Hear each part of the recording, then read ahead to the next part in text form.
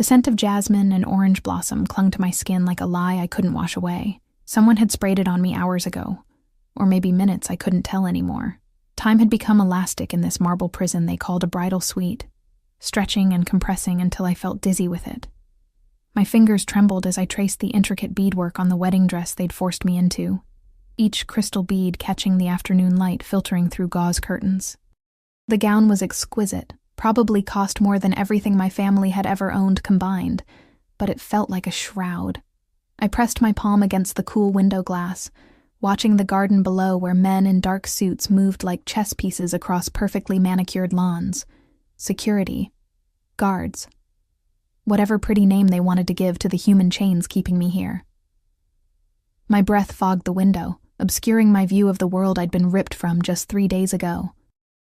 3 days since Marco had burst into our tiny apartment above the bakery, his face pale as death itself, stammering about money he owed and people who didn't forgive debts. 3 days since my father, my kind, foolish father, had tried to negotiate with men who spoke in cold silence and carried guns under their expensive jackets. 3 days since they'd decided that I would pay for my brother's stupidity with my life, or whatever semblance of life remained after today.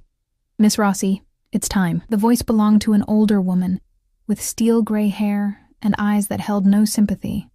She'd been assigned to me like a warden to a prisoner, ensuring I didn't run, didn't scream, didn't do anything that might embarrass the man I was about to marry, a man I'd never met, a man whose name people whispered with equal parts reverence and terror. Dante Moretti. Even thinking his name made my stomach clench.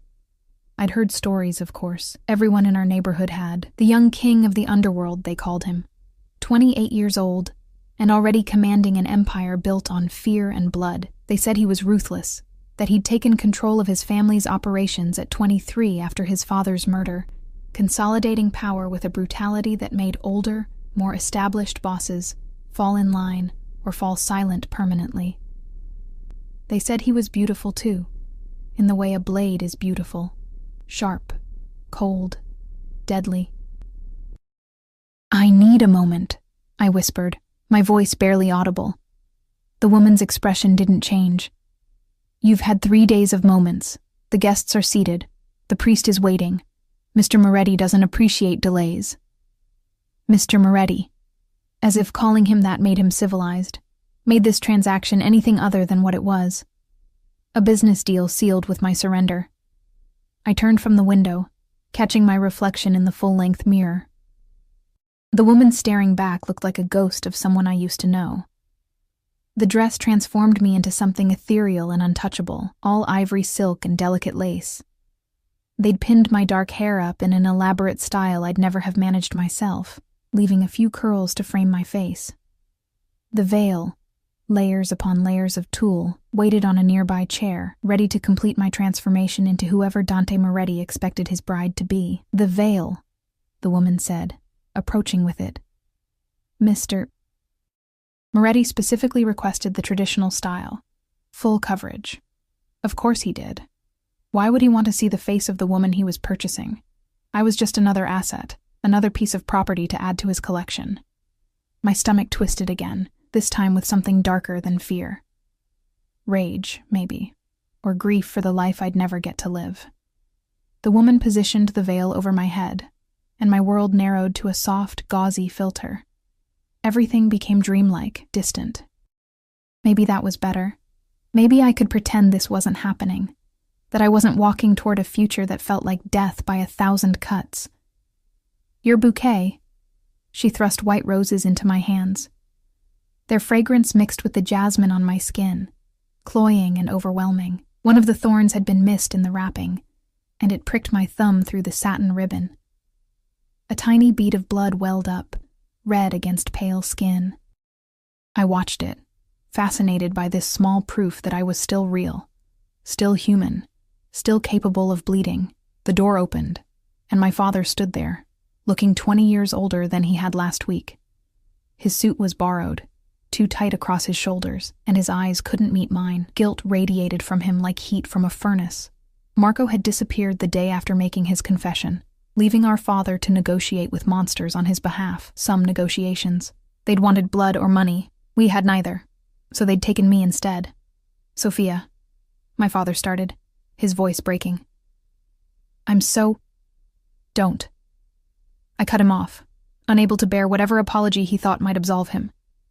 Just don't. He offered his arm, and I took it because I had no choice, because my legs barely felt strong enough to carry me anyway. We walked through corridors lined with more flowers, more opulence, more evidence of wealth so vast it could purchase human beings like produce at a market. The music started, something classical and haunting that I didn't recognize. The doors ahead opened, revealing a private chapel transformed into something from a fever dream.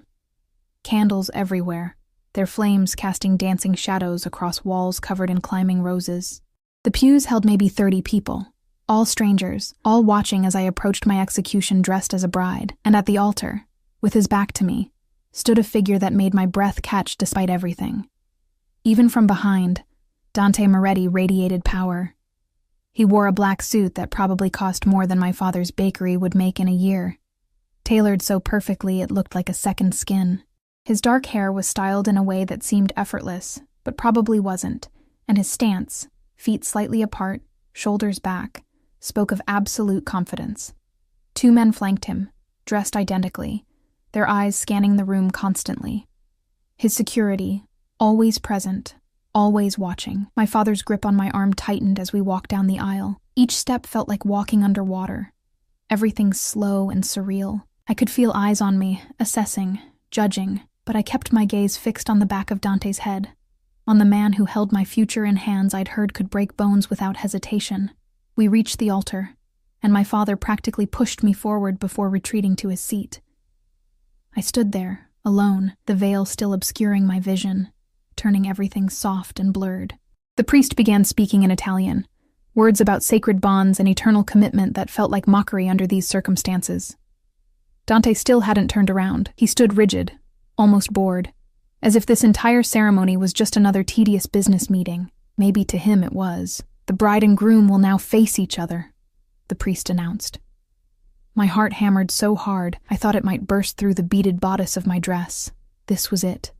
The moment I'd been dreading. The moment when the man who'd purchased me would finally look at what he'd bought. Dante turned, and even through the veil, I could see him. Could see the sharp lines of his jaw, the proud nose, the full lips pressed into a neutral line. Could see the way his dark eyes, almost black in the candlelight, swept over me with cool assessment. He was beautiful, just as they'd said. Beautiful in a way that felt dangerous, like staring at the sun. Tall, probably 6'2" or 6'3", with broad shoulders and a lean, muscular build his suit couldn't hide. His face was all elegant angles and aristocratic features, the kind of face that belonged on Roman statues, immortalized in marble. But it was his eyes that held me frozen. They were empty, cold, looking at me like I was a contract to be signed. Nothing more. The priest continued speaking, something about the traditions of unveiling the bride. Dante stepped closer, each movement controlled and deliberate. He smelled of sandalwood and something else. Whiskey, maybe, or aged leather, expensive. Everything about him screamed expensive, controlled, dangerous. His hands rose toward my veil, and I couldn't help it. I flinched. Just a tiny movement, barely perceptible, but his hands stilled. For a heartbeat, we stood frozen, his fingers inches from the tool that separated us. I could feel the heat radiating from him, could sense the coiled strength in his frame. This close, he was overwhelming, taking up all the oxygen in the space between us. Then he moved again, grasping the edge of the veil with long fingers that I noticed, even in my terror, bore no rings except one, a heavy signet ring on his right hand, engraved with a crest I couldn't quite make out. He lifted the veil slowly, methodically, each layer peeling back to reveal more of my face to his scrutiny. The gauze lifted away, and suddenly the world came into sharp, terrible focus. The candles burned brighter, the roses smelled stronger, and Dante Moretti's face, inches from mine, became crystal clear. I watched something flicker across his features. Surprise, maybe, or recognition. His eyes widened fractionally, his lips parted slightly, and his hand, still holding the veil, went completely still. He stared at me like he'd seen a ghost. like I was something impossible made flesh before him. The silence stretched, uncomfortable and strange. People began shifting in their seats. The priest cleared his throat, but Dante didn't move, didn't speak, just kept staring at me with an intensity that made my skin prickle with awareness. Dante? One of the men beside him, his best man, I supposed, murmured quietly. A warning, or maybe a question. Dante blinked, seeming to come back to himself. His expression shuddered immediately, that cold mask slamming back into place, but I'd seen it. That moment of shock, of something raw and unguarded that he'd quickly buried. Continue, he said to the priest, his voice deep and smooth, carrying an accent that suggested expensive boarding schools and cultured upbringing. But there was steel underneath, an edge that made it clear he was used to being obeyed without question. The priest hesitated, then launched into the vows. Traditional Catholic wedding vows that I was supposed to repeat, promising to love, honor, and obey a man who'd bought me like furniture. The words tasted like ash in my mouth, but I spoke them because what choice did I have? My father's life depended on this. My own survival depended on this. When it came time for Dante to speak his vows, his eyes never left my face. He recited the words flawlessly, but I barely heard them. I was too focused on trying to understand what I'd seen in those first unguarded seconds. Why had he looked at me like that? Like I mattered. Like I was more than just a transaction. The rings, the priest prompted. The best man produced 2 bands. One thick platinum for Dante, one delicate diamond-encrusted circle for me. Dante took my hand, and the contact sent electricity racing up my arm. His skin was warm, his grip firm, but not painful.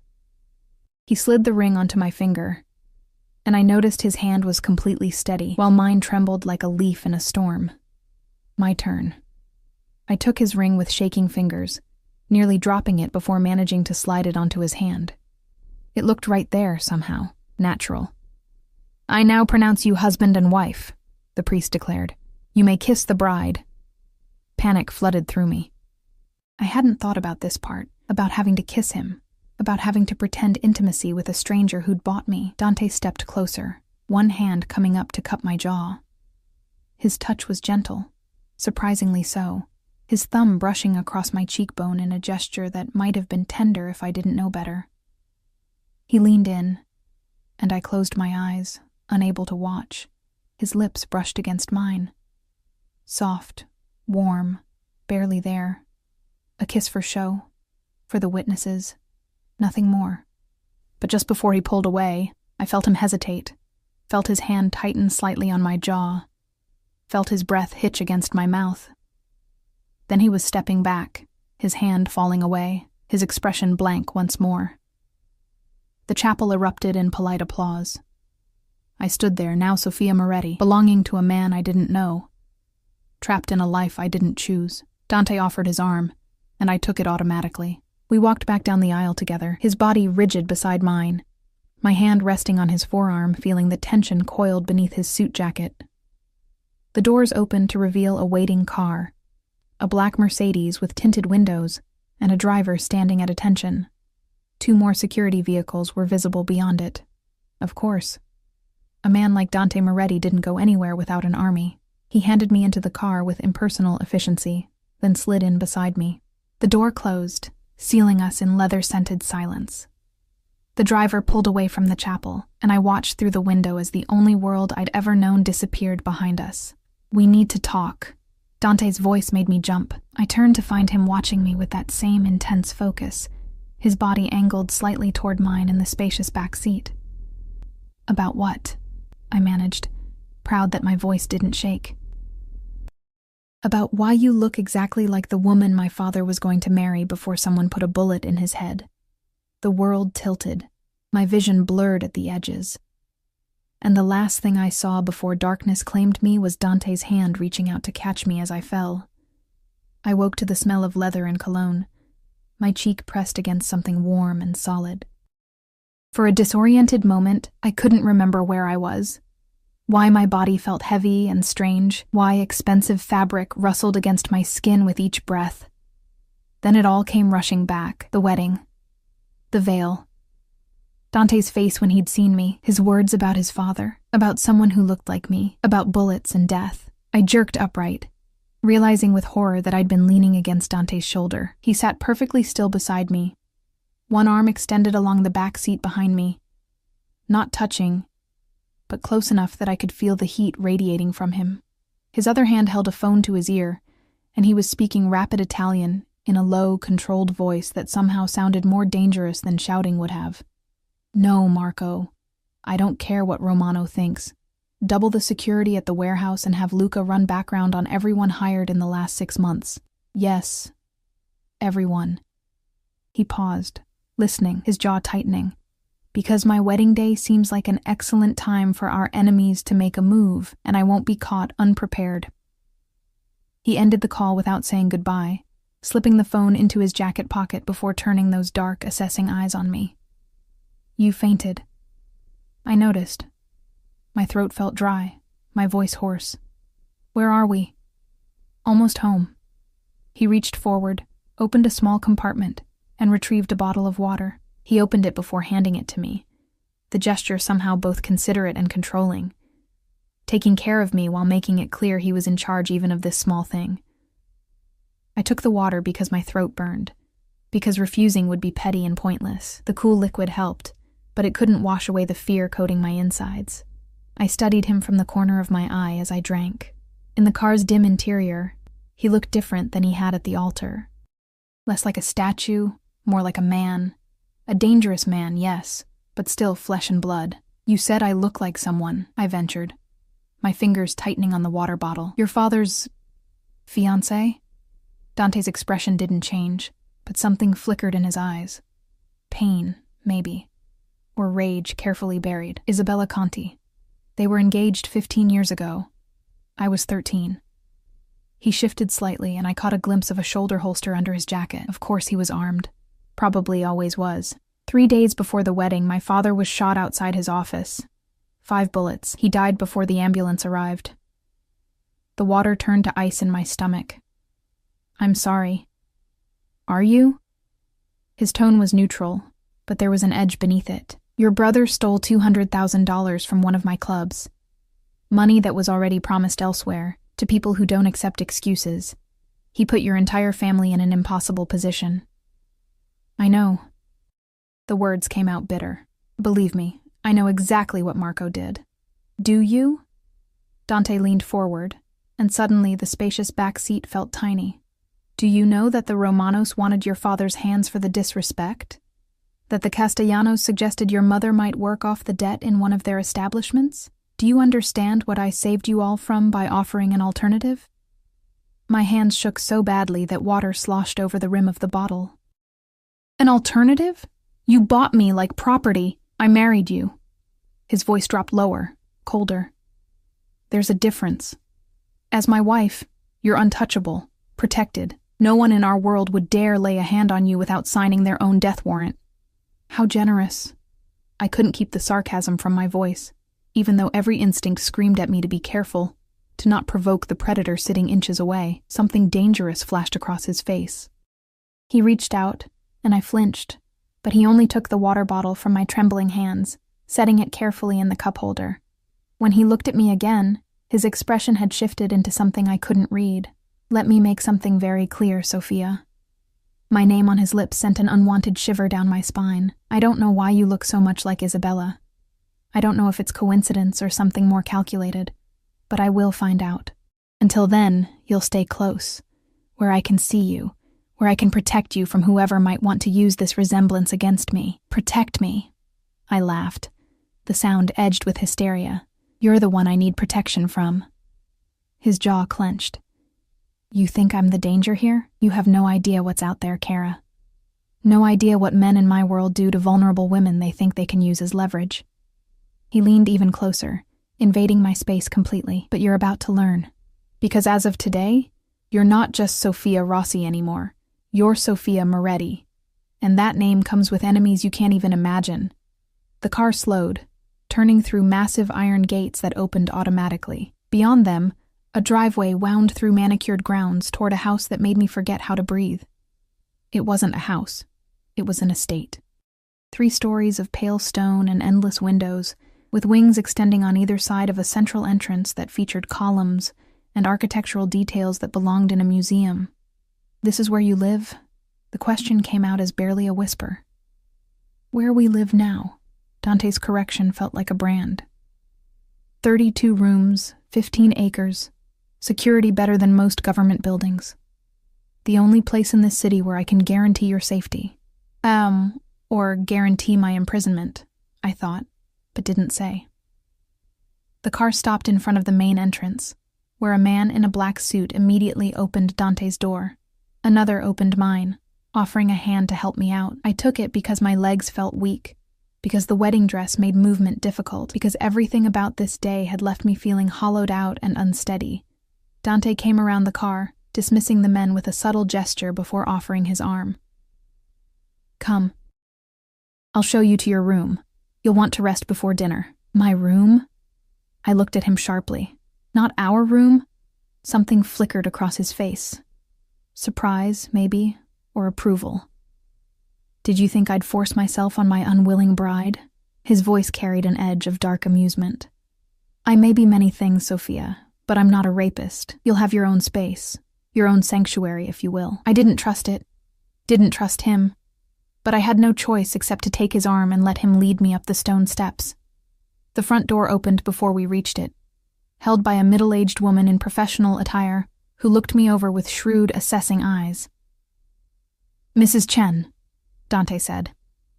"This is my wife, Sophia. She'll be taking over management of the household. Please ensure all the staff are made aware."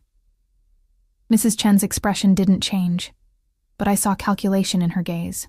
"Of course, Mr. Moretti." "Welcome, Mrs. Moretti.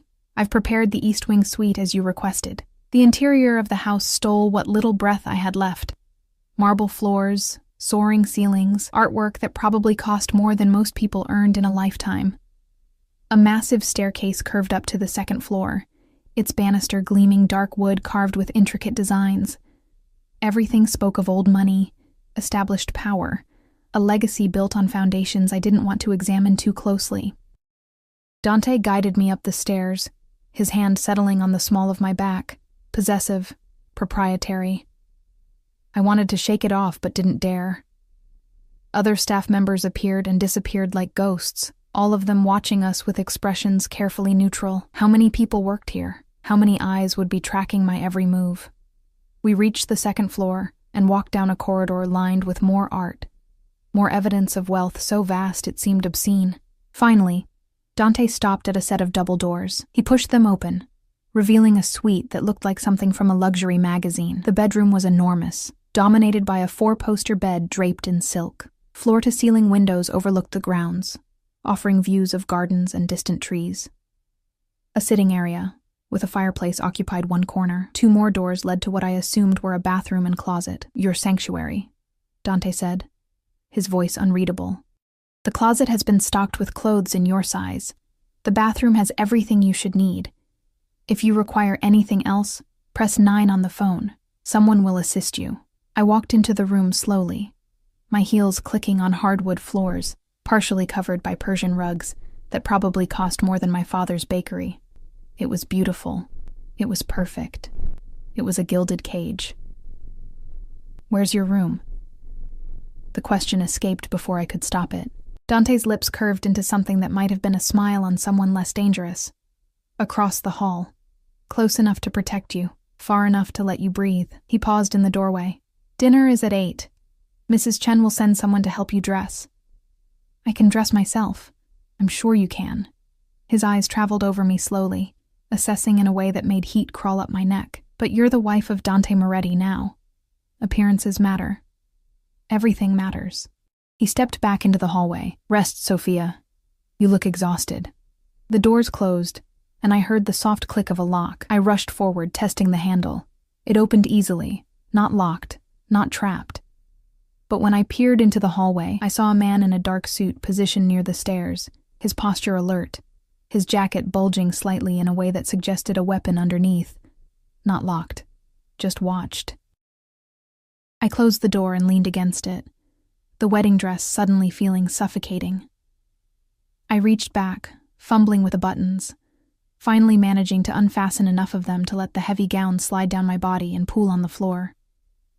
Standing in just my undergarments, I felt vulnerable and exposed despite being alone. The bathroom was as spectacular as everything else.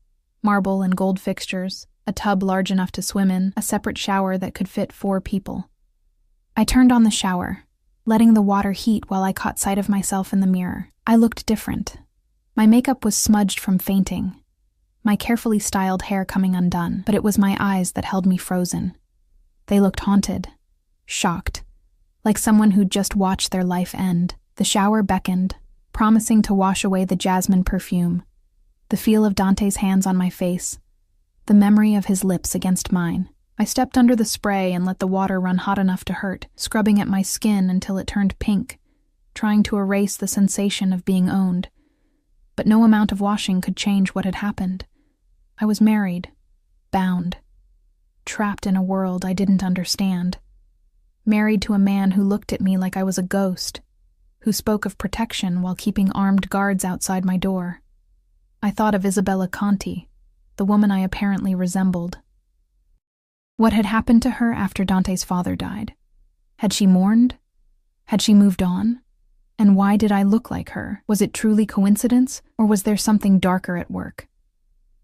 The water finally ran cold, shocking me back to the present. I stepped out, wrapping myself in a towel softer than anything I'd ever touched. The closet Dante had mentioned turned out to be a room unto itself, lined with clothes still bearing designer tags. Dresses, suits, casual wear, shoes organized by style and height. Everything in my size, as promised. Everything chosen by someone who knew exactly what a Mafia wife should wear. I pulled on a simple black dress, something modest and unremarkable, refusing to play dress-up in the costume of whoever Dante expected me to be.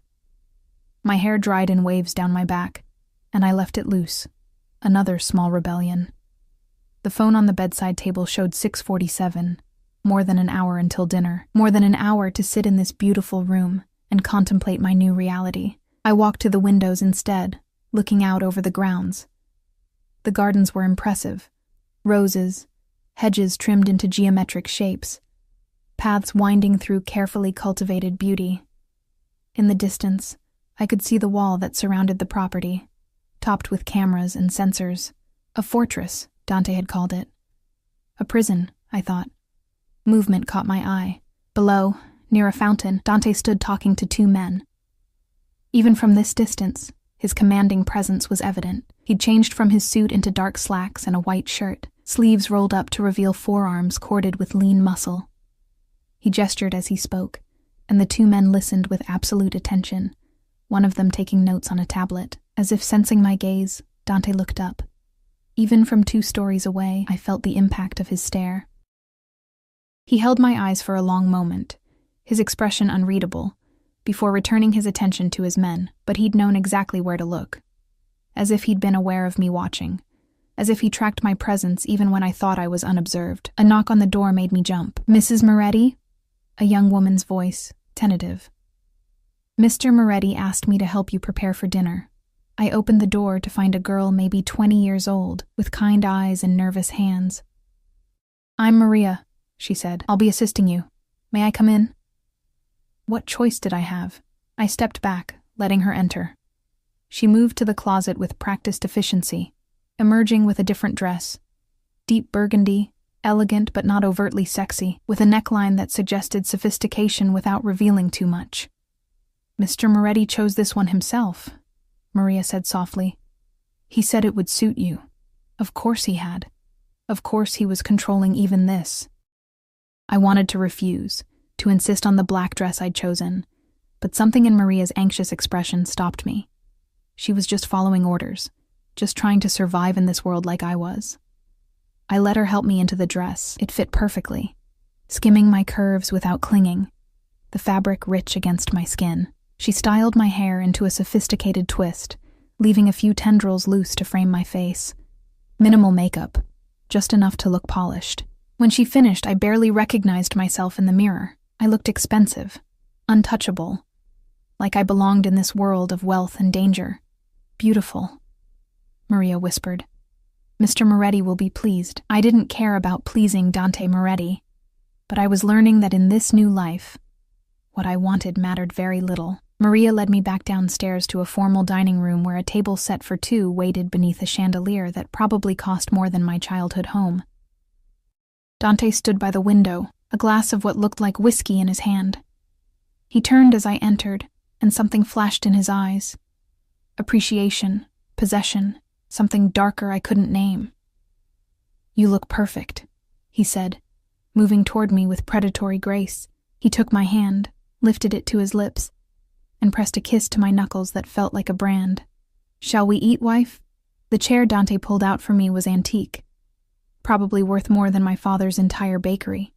I sat because refusing would be childish, because I was learning to pick my battles in this new world where everything felt like a test I hadn't studied for. He settled across from me, his movements fluid and controlled, and I noticed how even here, in his own home, at his own table, he positioned himself with his back to the wall, eyes on the door, always watching, always prepared. Staff appeared silently, placing plates before us with the kind of precision that spoke of extensive training. The food looked like art, delicate arrangements of ingredients I couldn't all identify, everything perfectly composed. A far cry from the simple pasta and bread I'd grown up eating. "You're not eating." Dante's observation wasn't a question. I picked up my fork, moved food around my plate. "I'm not hungry. You fainted earlier. You need to eat." He cut into his own meal with efficient movements, but I noticed he watched me more than his food. "Try the risotto. Chef Marco is exceptional."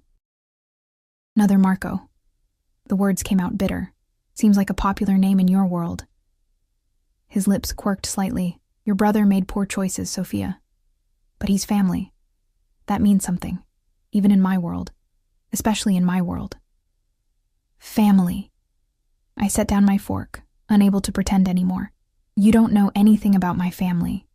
About what it was like growing up above a bakery, flour in our hair, living paycheck to paycheck but happy. Actually happy, not just wealthy." Dante's expression hardened. "You think money is what defines me? What defines this?"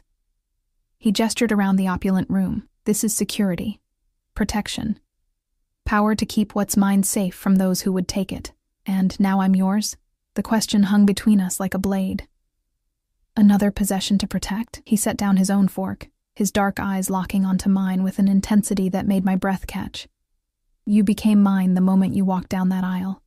The moment I put that ring on your finger. Yes, Sophia, you're mine now.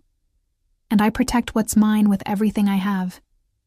Something in his tone, possessive, absolute, sent heat crawling up my spine. Not fear exactly, though that was there too. Something more complicated, more dangerous. "I want to know about Isabella." I forced the words out, needing to understand, needing something to make sense in this impossible situation. If I look so much like her, I deserve to know why. Dante studied me for a long moment, his fingers drumming once against the table, the first restless gesture I'd seen from him. Finally, he reached for his whiskey, took a slow sip, and leaned back in his chair. "Isabella Conti was 23 when my father met her. Beautiful, intelligent, from a respectable family with no connections to our world. He was 45, widowed for 3 years. My mother died when I was 10, cancer." He paused, something painful flickering across his features. He fell hard for Isabella, completely. I'd never seen him like that, not even with my mother. He was transformed. I found myself leaning forward despite my intention to remain distant. "What happened to her? After your father died?" "She disappeared." His jaw clenched. "The day after the funeral, she was gone. No note, no explanation. Her family claimed they had no idea where she'd gone. Every resource I had, even at 13, I used to try to find her. Nothing. It was like she'd never existed. Maybe she was grieving, or maybe she was involved." The words came out sharp, edged with old pain. Maybe she knew what was coming. Maybe she was part of it. The implication hung heavy in the air. "You think she helped kill your father?" I don't know what to think. He drained his whiskey, set the glass down with controlled precision. "For 15 years, I've searched for answers, for her. And then you walk down that aisle and it's like seeing a ghost, like the universe is playing some sick game. I touched my face self-consciously. I'm not her. I'm just me. Sophia Rossi. Nobody important. Sophia Moretti, he corrected, his voice dropping lower. And you're important because I say you are. Because you're my wife. Because... He stopped, seeming to catch himself. Because I need to understand this connection. A staff member entered to clear our barely touched plates, and the moment broke. Dante stood, buttoning his jacket. There's something I want to show you. Every instinct screamed not to follow him deeper into this house, deeper into his world. But curiosity won over caution. I rose, letting him guide me through corridors I hadn't seen before, past rooms I couldn't begin to guess the purpose of, until we reached a door that required both a key and a fingerprint scan to open. The room beyond stole my breath. It was a study, but not like any I'd seen before. One wall was entirely covered with information. Photos, documents, maps, strings connecting various pieces like some detective's obsession made manifest. And in the center of it all was a photograph of a woman who could have been my twin. I walked toward it slowly, my legs feeling disconnected from my body. Isabella Conti stared back at me from the photo, and it was like looking into a mirror across time. Same dark hair, same bone structure, same full lips and wide eyes. The resemblance was uncanny, impossible, terrifying. Now do you understand? Dante's voice came from directly behind me, close enough that I could feel his breath on my neck. Why I couldn't just ignore your brother's debt. Why I had to have you close, where I could watch you, study you, figure out what this means. I spun to face him, finding him much closer than I'd expected. I'm not part of some conspiracy. I didn't even know your father existed until 3 days ago, didn't you? He reached out, his fingers catching a strand of my hair that had escaped its pins. Or is that just what you want me to believe? This is insane. I tried to step back, but the wall of information was behind me. You're seeing connections that aren't there because you want answers so badly you'll find them anywhere. His hand moved from my hair to my jaw, tilting my face up to his. Then explain it. Explain how you look exactly like the woman who vanished after my father's murder. Explain the coincidence. I can't. Frustration and fear made my voice shake. I don't know anything about Isabella Conti. My parents met in Naples 27 years ago. They moved here before I was born. We're nobody, Dante. Just ordinary people who got caught up in my brother's stupidity.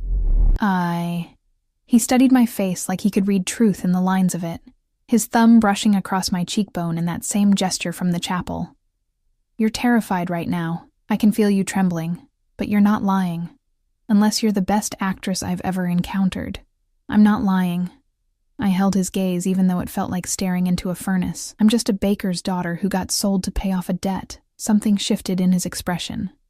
Anger, maybe, or frustration. His hand dropped from my face, and he turned away, moving to a desk cluttered with more files. Your family history. Where were your parents from originally? My mother was from Naples, like I said. My father from somewhere smaller, I think. He never talked about it much. I wrapped my arms around myself, feeling cold despite the room's warmth.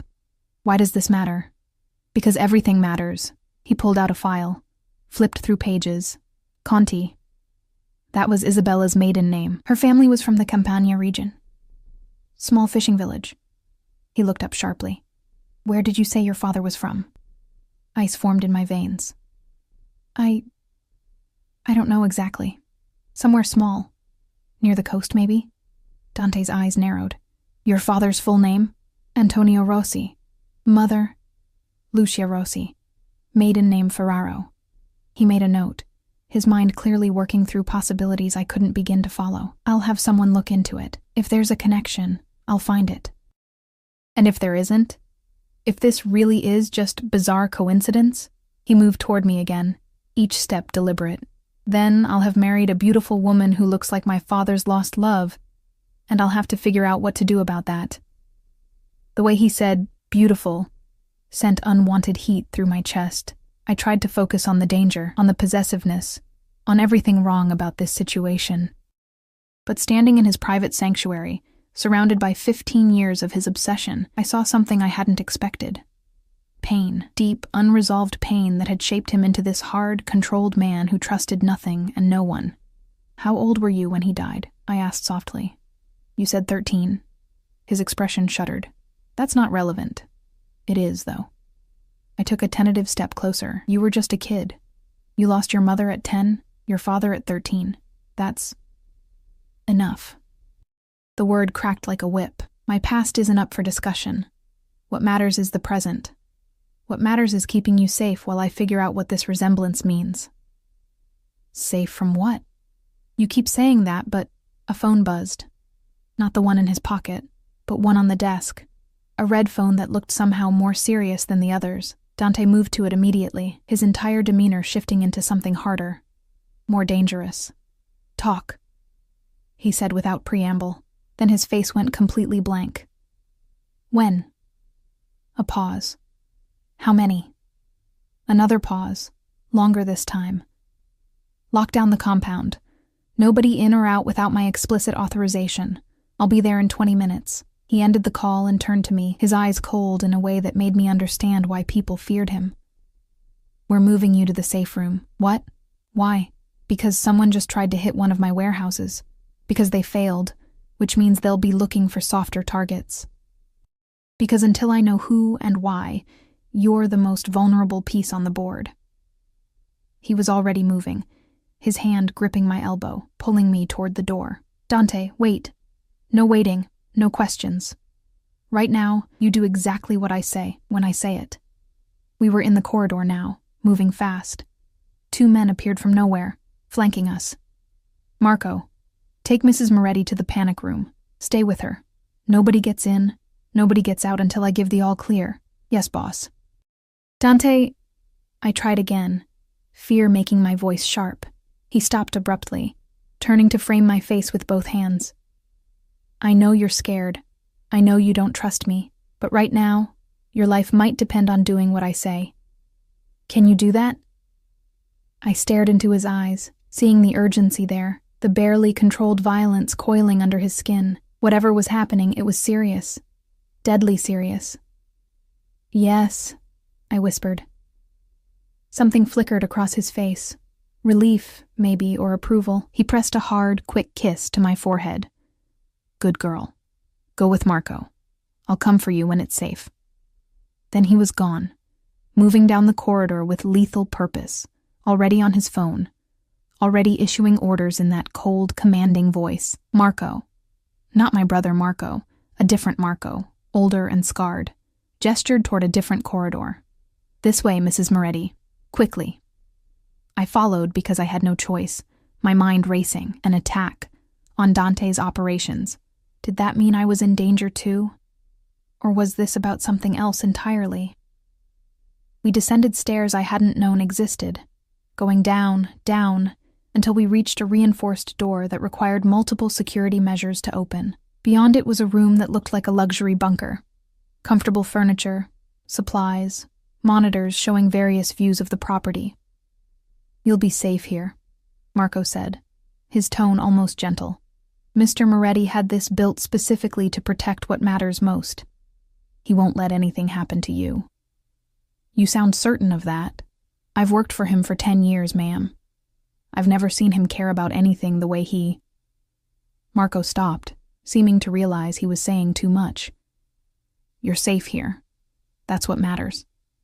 But as the heavy door sealed shut, as I found myself alone in this underground fortress, I couldn't shake the feeling that safe was relative. Safe from outside threats, maybe. But what about the threat of the man himself? The dangerous, obsessed man who'd married me for reasons I still didn't fully understand. I sank onto the sofa, my legs finally giving out, and stared at the monitors. One showed Dante in what looked like a garage, surrounded by at least a dozen armed men, all of them clearly preparing for something. Even through the grainy camera feed, his authority was absolute. He gestured, and men moved. He spoke, and they listened. A king commanding his army. My husband, my captor, my protector. And somewhere out there, someone wanted to hurt him. which meant they might want to hurt me too. I wrapped my arms around myself and tried not to think about the woman in the photograph upstairs. The woman whose face I wore like a mask I couldn't remove. The woman who had disappeared 15 years ago, leaving behind questions that had shaped Dante Moretti into the man he'd become. What had happened to Isabella Conti? And why did I have the terrible feeling that finding out might destroy whatever fragile safety I'd managed to construct around myself? The monitors showed Dante climbing into an SUV, flanked by his security. The vehicle pulled away, disappearing through gates that closed behind him like jaws. Gone.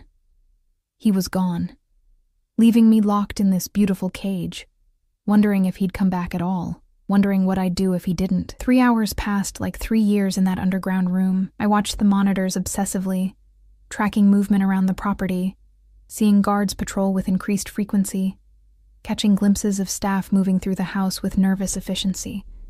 But no sign of Dante. No word about what was happening beyond these walls. I'd tried the door twice, locked from the outside as I'd expected.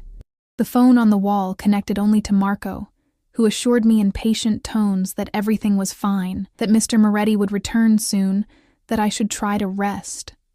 Rest.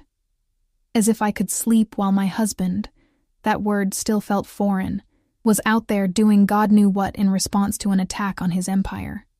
Around midnight, I finally gave up pacing and curled up on the leather sofa, pulling a blanket over myself. The monitors continued their silent surveillance, casting flickering light across the room. I told myself I'd just close my eyes for a moment. Just rest them. Not actually sleep. The sound of the door opening jolted me awake. I sat up, disoriented, my heart hammering. Dante stood in the doorway, and my breath caught at the sight of him. His white shirt was spattered with something dark. Blood, I realized with horror. His knuckles were bruised and bleeding. A cut along his jaw had been cleaned but not bandaged. He looked like he'd walked through hell and dragged something back with him. "You're hurt." The words escaped before I could stop them, before I could remember I wasn't supposed to care. "It's not my blood." His voice was rougher than usual, edged with exhaustion. Mostly. I stood, the blanket falling away, every instinct warring between fear and something else. Concern, maybe, or that traitorous heat that sparked whenever he was near. "What happened?" "Nothing you need to worry about. It's handled." He moved into the room, and I noticed the slight hitch in his gait, the way he favored his left side. "We can go back upstairs now. The threat has been neutralized." Neutralized. I wrapped my arms around myself. That's a clinical word for what I'm guessing wasn't a clinical solution. His lips quirked into something too dark to be called a smile. "You want details? Want to know how many men I had to hurt tonight to keep you safe? Want to hear about bones breaking and blood spilling?" "No." The answer came out smaller than I intended. "But I want to know if this is my life now. Locked in underground rooms while you go out and do violence in my name." He moved closer, each step deliberate despite his obvious pain. "This is the life you married into. This is what it means to be my wife. There are enemies, Sophia, always. People who would love nothing more than to hurt me by taking what's mine. I'm not a thing to be taken. No." He was right in front of me now, towering over me, his presence overwhelming. "You're my wife, my responsibility, and I will burn this entire city to the ground before I let anyone touch you." The intensity in his voice, in his eyes, stole my breath.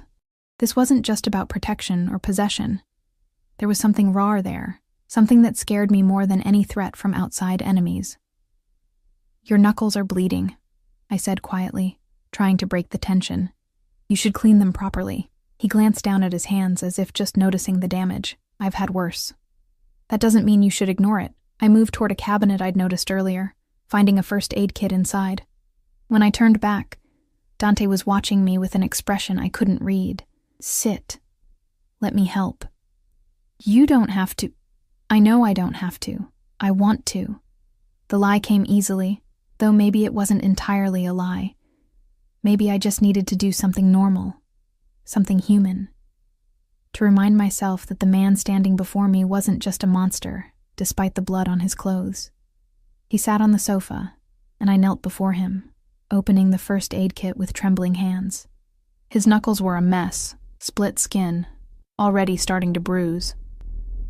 I cleaned them carefully with antiseptic, feeling him tense at the sting, but not pulling away. "Why did you marry me?" The question slipped out as I worked. "Really? If you think I might be connected to your father's murder, why put a ring on my finger instead of just, I don't know, interrogating me in some warehouse? Because marriage protects you in ways captivity doesn't." His voice was low, rough. "As my wife, you're untouchable. As a prisoner, you're leverage anyone could use against me. This way, you're part of the family, protected by every law and tradition that governs our world." I moved to his other hand, cleaning the damage there. "And if you find out I am somehow connected, what then?" His fingers curled slightly under my touch, and when I looked up, his dark eyes were boring into mine. "Then I'll deal with it. But until I have proof, until I know for certain," he reached out with his clean hand, tucking a strand of hair behind my ear. "You're my wife. That means something to me, even if it doesn't to you. It's only been one day." My voice came out breathless. "You can't possibly feel anything for me. This is about her. About Isabella." Something dangerous flashed in his eyes. "You're right. I don't know you, but I look at you, and I see—" He stopped, his jaw clenching. "I see possibilities, questions, things I thought I'd buried 15 years ago." I finished bandaging his knuckles, my hands shaking slightly. "You need to clean that cut on your jaw too." "Sophia, please." I needed him to stop looking at me like that. Like I was both the answer and the question. Like I mattered in ways that went beyond conspiracy theories and resemblances to dead women's fiancés. He sighed, but tilted his head, giving me access to the cut. I dampened a clean cloth and pressed it gently against the wound. He hissed but didn't pull away, his eyes never leaving my face. "You're good at this," he murmured. "Playing nurse. My mother got sick a lot when I was younger. I learned. The memory hurt. Simpler times when the biggest worry was whether we'd have enough money for medicine, not whether my husband was going to come home covered in blood. Tell me about her. Your family." His request surprised me. "Why?" "Because I want to know you. Because you're my wife, and I know nothing about you except that you're afraid of me and you look like a ghost from my past." I sat back on my heels, considering. Maybe giving him pieces of my ordinary life would help him see I was just a person, not some pawn in an ancient game. My mother is kind. Too kind, maybe. She sees the best in everyone, even when they don't deserve it. My father works too hard, always has. The bakery has been in his family for 3 generations, and Marco— My voice caught. Marco was the golden child. Smart, charming, always getting into trouble, but somehow getting out of it too. Until he didn't.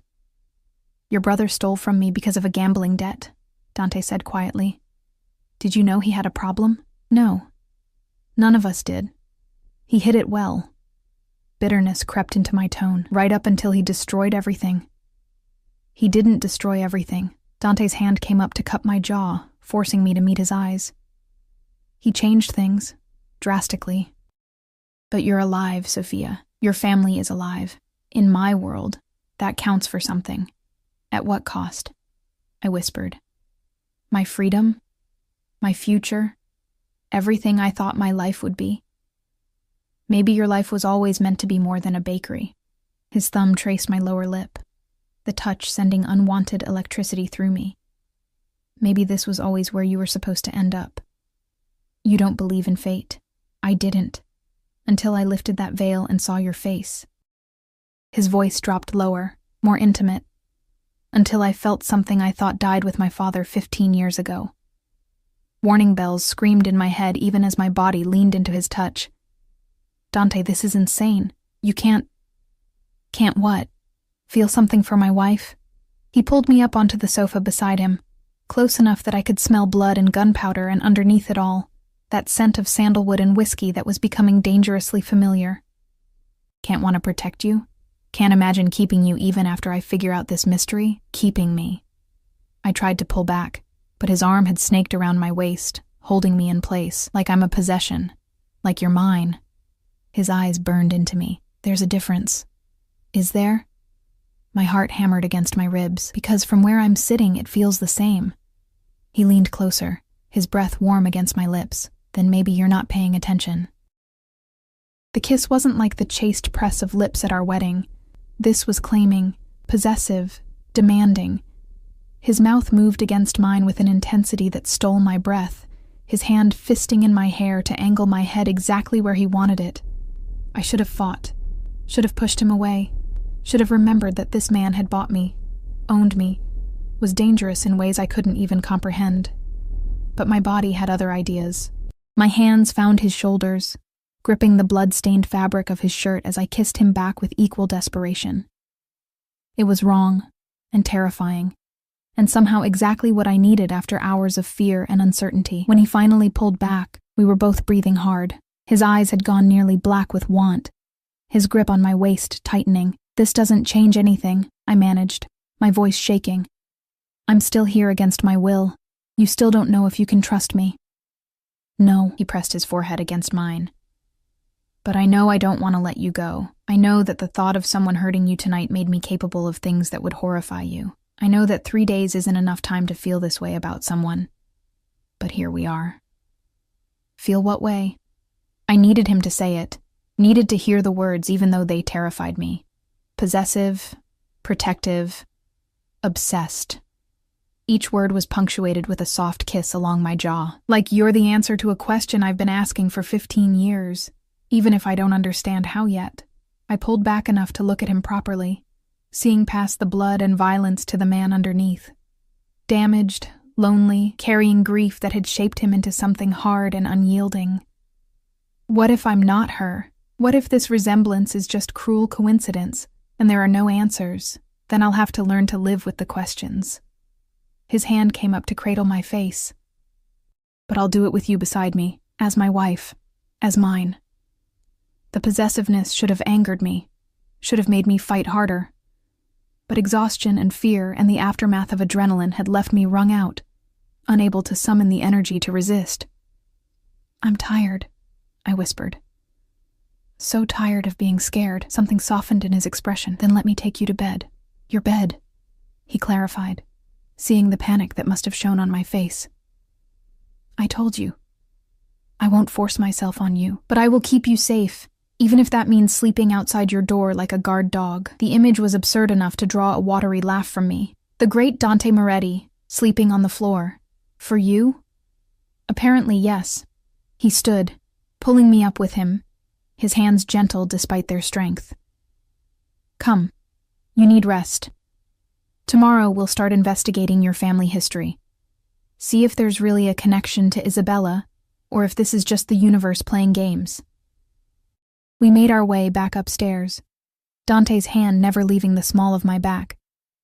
The house was quiet, most of the staff having retired. Only a few guards remained visible, their eyes tracking our progress with professional detachment. At my door, Dante paused. Lock it if it makes you feel safer. But know that I'll be right across the hall. If you need anything at all, you call for me. Why? The question escaped before I could stop it. Why do you care so much? He studied me for a long moment, something raw and painful flickering across his features. Because when I lost my father, I lost the ability to feel much of anything. I buried it all under concrete and steel, built walls so high nothing could touch me. And then you walked down that aisle, and for the first time in 15 years, I felt something crack, something break open. He leaned in, pressing a soft kiss to my forehead. Maybe you're dangerous, Sophia. Maybe you'll destroy me, but right now, I don't care. Right now, I just want to keep you close and figure out why looking at you feels like coming home to a place I've never been. Then he was gone, crossing the hall to his own door, leaving me standing in my doorway with my heart racing and my mind spinning. I entered my room, locking the door as he'd suggested, and leaned against it, trying to process everything that had happened. The attack, the blood, the kiss, his confession that he felt something for me, something dangerous and consuming and far too intense for the short time we'd known each other. I should have been terrified, should have been planning escape routes and thinking of ways to break free from this golden cage. But as I changed into the silk nightgown someone had left on my bed, as I slipped under covers softer than clouds, all I could think about was the look in Dante's eyes when he'd kissed me, like I mattered. Like I was more than a transaction or a resemblance or a puzzle to solve. Like I was his, and he was willing to burn the world to keep it that way. I closed my eyes, exhaustion finally claiming me, and my last thought before sleep took me was that I was in terrible, terrible danger.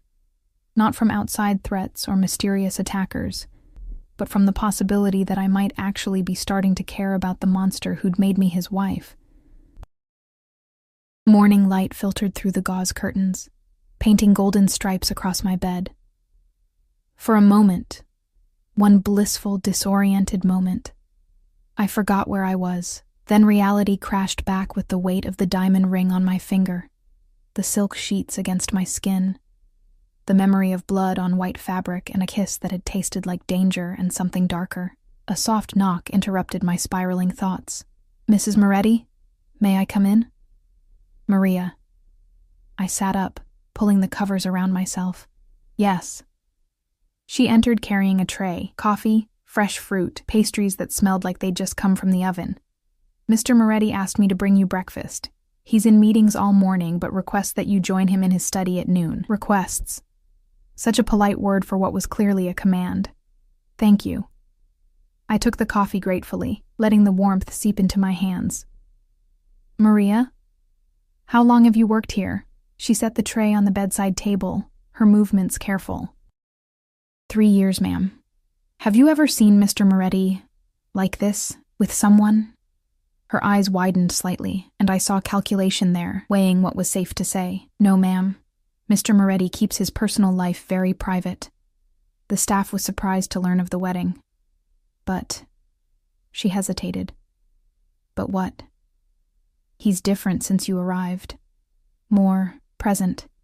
He usually buries himself in work, barely notices when we're in the room. But yesterday he changed his entire schedule. And last night, when he returned from handling the situation, the first thing he did was check on you. That's not like him." The information sat heavy in my chest. I didn't want to matter to him, didn't want this strange connection that seemed to be forming despite every reason it shouldn't exist. After Maria left, I showered and dressed in clothes from the extensive wardrobe, dark jeans and a simple cream sweater, refusing to play dress-up more than necessary. My reflection showed a woman who looked more rested than she felt, her eyes holding shadows that hadn't been there 4 days ago. I had hours before noon, hours to explore this prison or cage or home. I still wasn't sure which word fit best.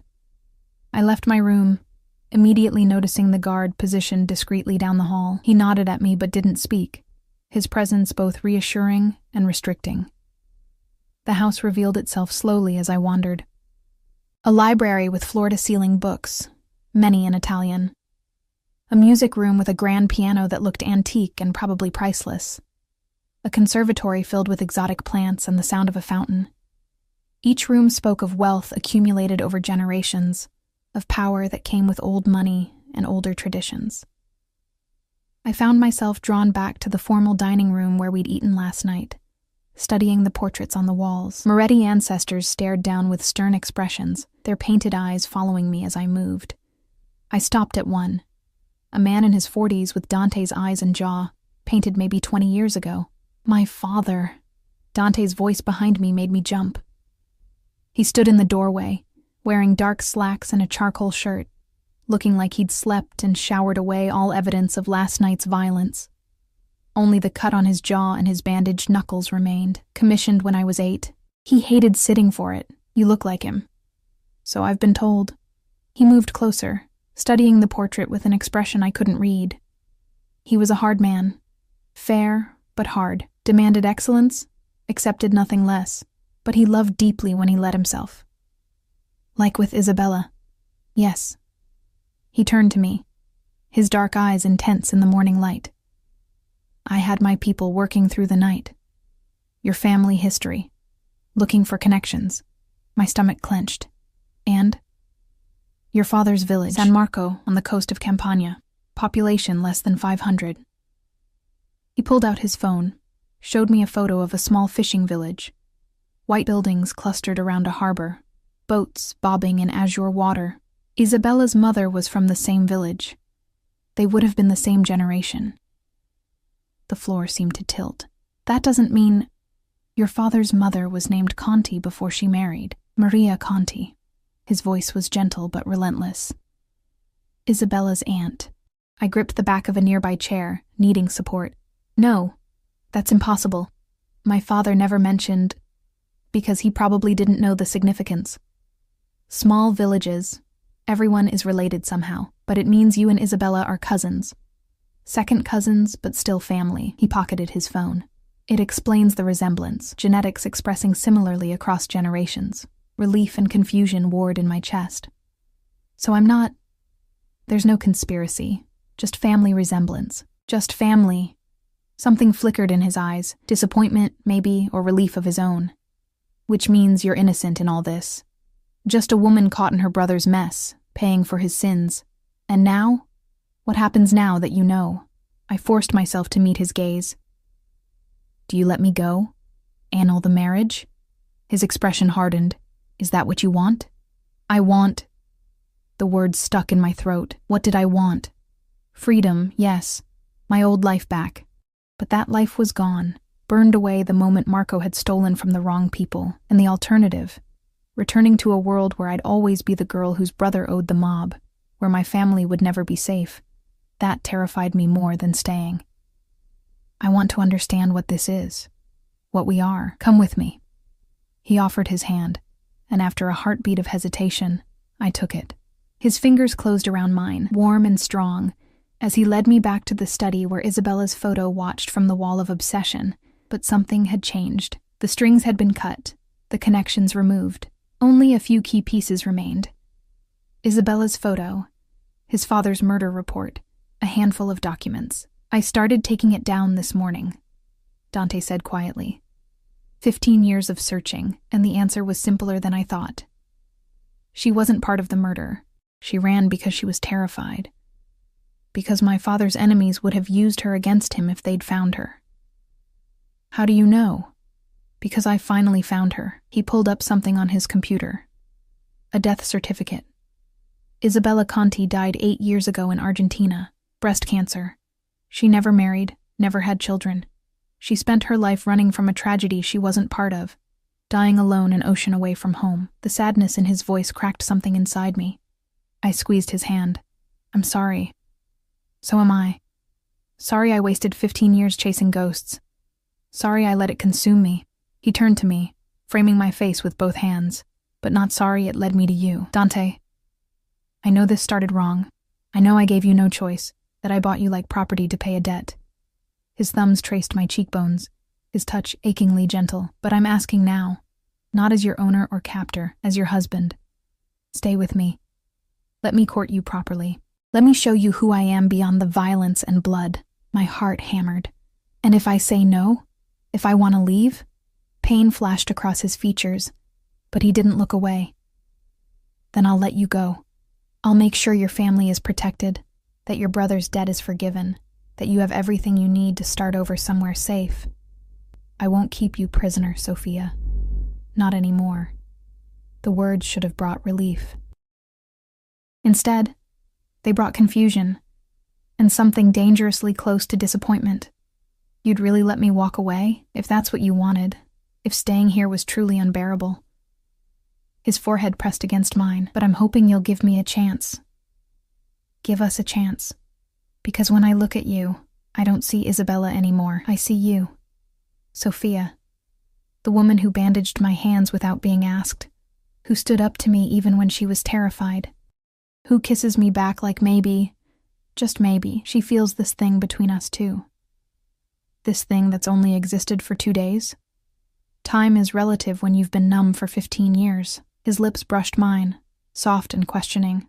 So what do you say, wife? Will you stay? I should have said no. Should have demanded my freedom and run back to my simple life. But that life was ashes now, and standing here in Dante's arms, I realized something terrifying. I didn't want to leave. Not yet. Maybe not ever. I'll stay, I whispered, but on conditions.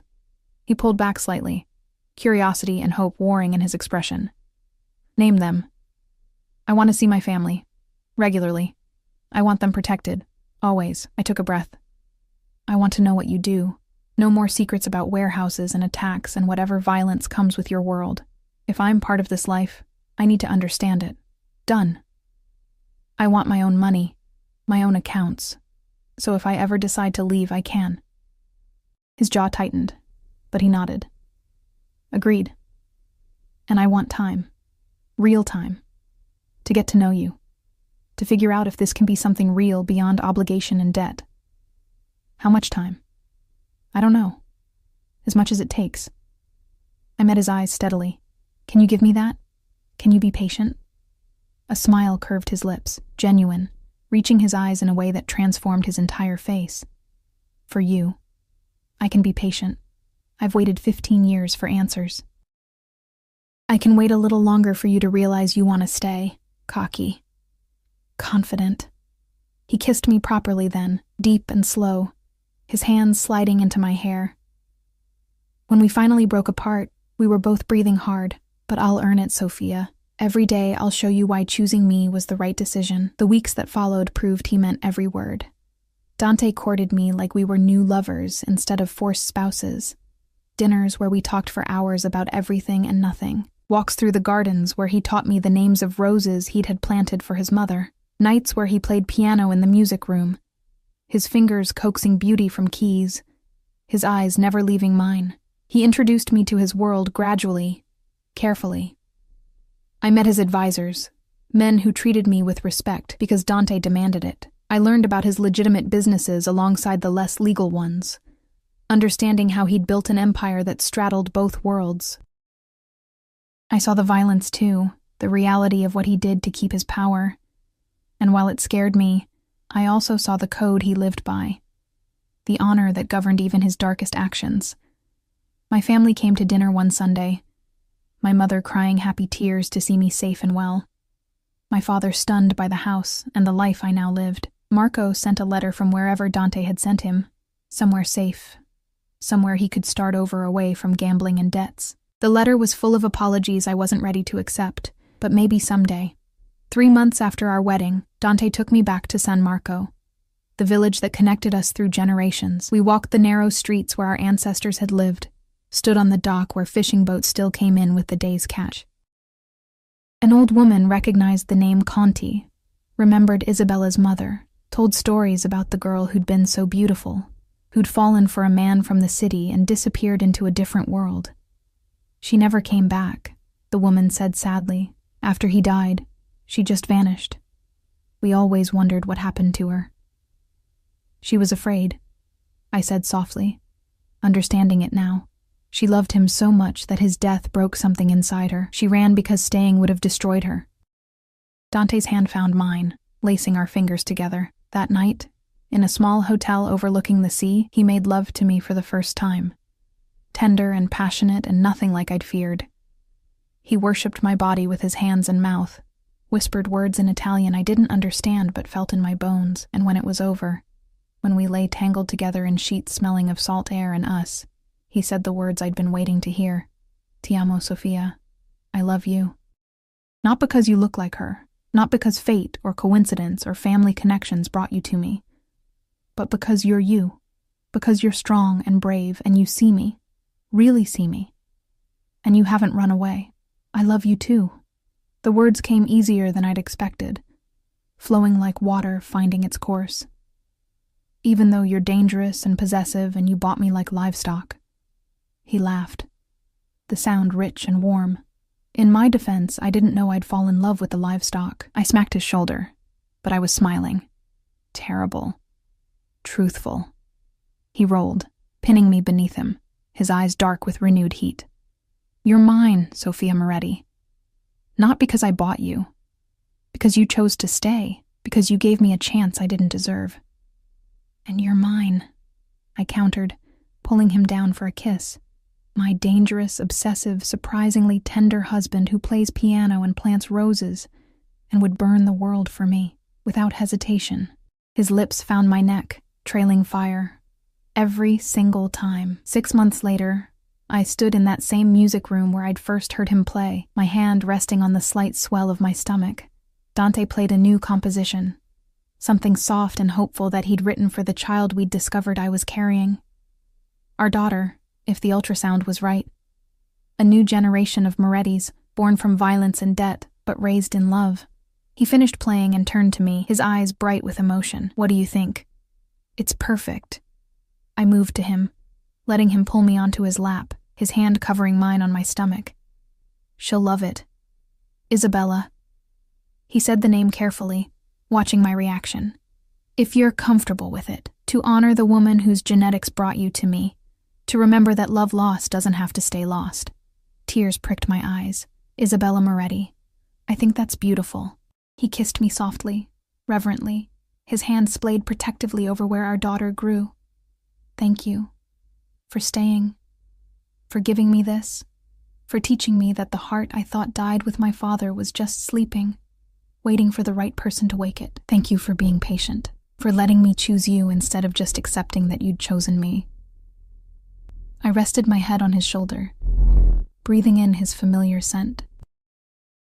For showing me that sometimes the scariest choices lead to the most beautiful destinations. Outside, thunder rumbled, a storm moving in from the sea. But inside, in Dante's arms, I felt nothing but warmth, nothing but safety, nothing but love that had grown from the most unlikely soil, blooming against all odds into something real and lasting and true.